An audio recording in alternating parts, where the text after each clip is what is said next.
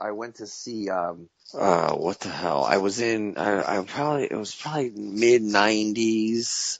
It was late 90s. I think it was like 97.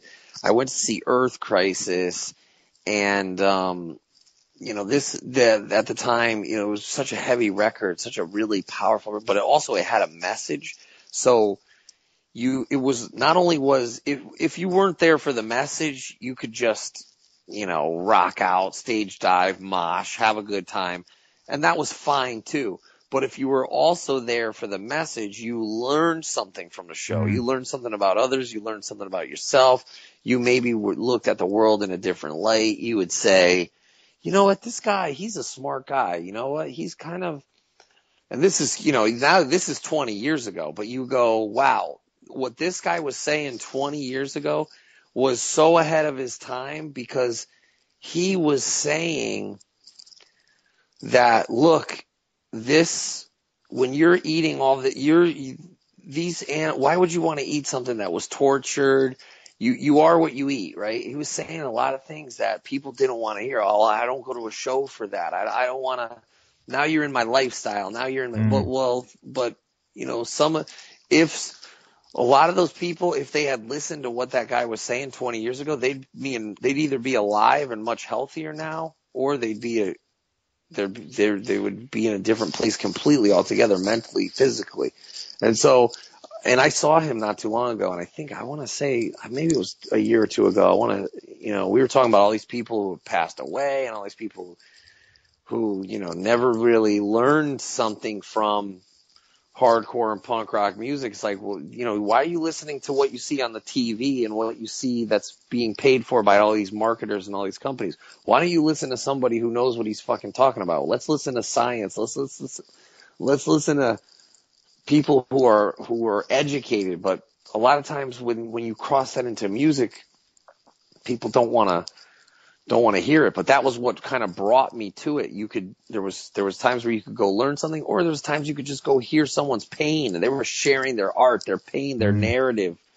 And you can't get that at a fucking festival. You're not going to get that at 12 in the afternoon with the sun beaming on your face. You're getting fucking sunburn, and there's a fucking band playing at the same time that you can hear while this band is playing. You're like, what? This doesn't work.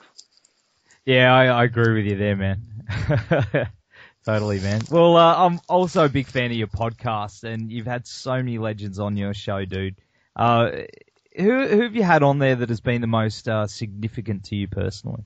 Probably Kirk Hammett. That was a great one. Or Duff McKagan. Those are two of my favorite ones, and they both made worldwide headlines, which really helped the podcast grow and kind of solidified me in that world of, creating a new lane where,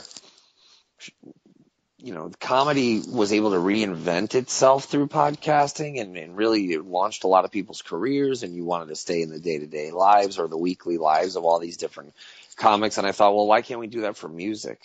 And I knew there was going to come a time where the big broadcasting personalities in each territory would eventually switch to podcasting, because they could be in charge of their ad revenue and their email lists, and they could be more DIY. And I knew it was going to go that route, and it has to a certain extent in the States, but now I think we're about to see another boom. And so I feel like that first wave of those big guests that were willing to give me the time was was a great opportunity for me. I'm still getting people, like I had someone tweet me the other day that just listened to those episodes, and so then people are finding out, and they're going back and they're listening to the old episodes, and that's cool too. Well, it's quite an inspiration for little dudes like me, like down here all the way down here in Australia. Hear, so, I see what you're doing, and I'm not there yet, but it's inspiring, man. So thank you. Oh, I appreciate it. No, it's a cyclical power. It really is. Like, I had Mark Maron follow me on Twitter, and I had to put the phone down for a second, have a little dance, like a little fanboy freak out, and then I direct message him. I didn't want to bombard him, but then he's like, "Oh, cool, check it out."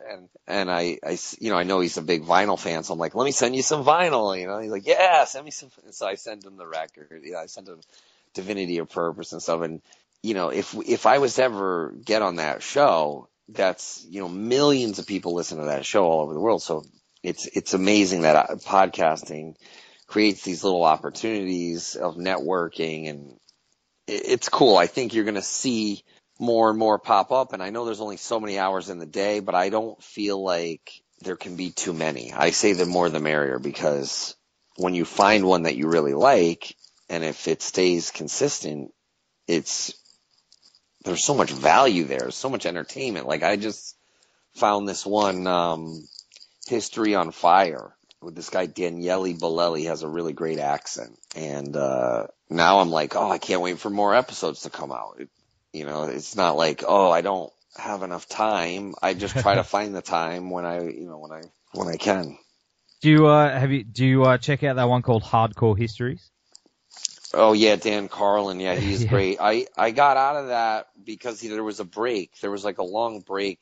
I know it's so work intensive for him, and it's quite an undertaking. He really devotes a huge part of his life to that. So that's when I got to get back on when I finish these other ones that I've been listening to, I got to get back on his.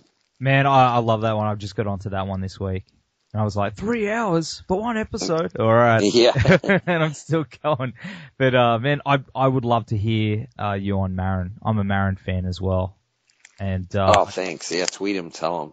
Oh, totally, dude. I listen to him as well. And just the way he can just pick people apart and get the best out of them. And you're very much the same, man. And I'd love to hear you guys together. Let's do it. Let's get a tweet happening. Get everyone. Please, yeah, it would be great. Him or Rogan, or I would really like to do Jericho's. I'd really like to do Eddie Trunks. We'll see. I think it's all in due time. I think this record's gonna get us some new opportunities, get us some new looks, and people know the name, they know the band's logo, and there's some people have been willing to have me on. Like, I just did a couple. I did a press tour in New York, and I did some bigger interviews. I did some TV stuff, and so with podcasting, I hope the same sort of growth happens where I can go and get on a Marin or a Rogan, but we'll see. Oh man, it'll happen. I reckon it will. I mean, as I said, this album's a real banger. It's I think it's going to be a big year for you guys. It's going to be kick ass. It's looking like it, so I got to knock on wood, right? Don't want to jinx it. Yeah. It's going to be awesome, man. Well, the big question: when can we expect to see you guys down here again? We're hanging for it. Hopefully sooner than later. I was really trying to have something so I could announce, but it's so time consuming to try to balance everything and then make sure that we're not going to run into other tours and make sure that the clubs are available. And, it's getting there. I hope we can announce something soon. It's just not there yet. So we'll see. Oh man, we'll be hanging for it. In the meantime, everyone's got to get this album because, it's the greatest. It's going to be one of my favorites for this year. I can't say, man, I know I keep saying about it, but I can't say enough good things. So. Oh, well, that's great to hear. I mean, we were very happy with it, and usually we don't want to be too happy with it because it's like you never want to be too satisfied. And so, but now I went back and listened to it and I got deeper into the record. I got to the Apex Within. I forgot even writing that song, and I was like, oh, this is a nice little surprise. So I mean, the album experience, I still value. I don't look at songs as just singles. I don't look at, I like when hardcore and punk bands do singles. I like 7 Inches, and I still have a little bit of a collection, but this was we were trying to make an album experience, where you could listen to the album start to finish, read all the lyrics, and really sort of ingest the album, because it's only 30 minutes. So whether it's, you're on a run, or you're on your way to work, or you're in your car, or you're on your way to a concert, this will get you real charged up. And so I hope people get that same sort of feeling. Oh, for sure, man. It had me speeding home from work. All right, good. Yeah, you got to hit the accelerator when this thing comes on. Well, Jamey, thanks so much for hanging with us tonight, man. We're going to go to the track, destroy everything now. I wish all you guys all the best for your tour coming up, and of course, hope to see you dudes soon. Thanks so much, Dan. Appreciate it, man, and have a good one. And hopefully, we'll get that announcement going soon, and then we'll see you maybe, I don't know, maybe September, maybe October. Hopefully. Fingers crossed, man. All right, well, have a good day, brother. All right, take care.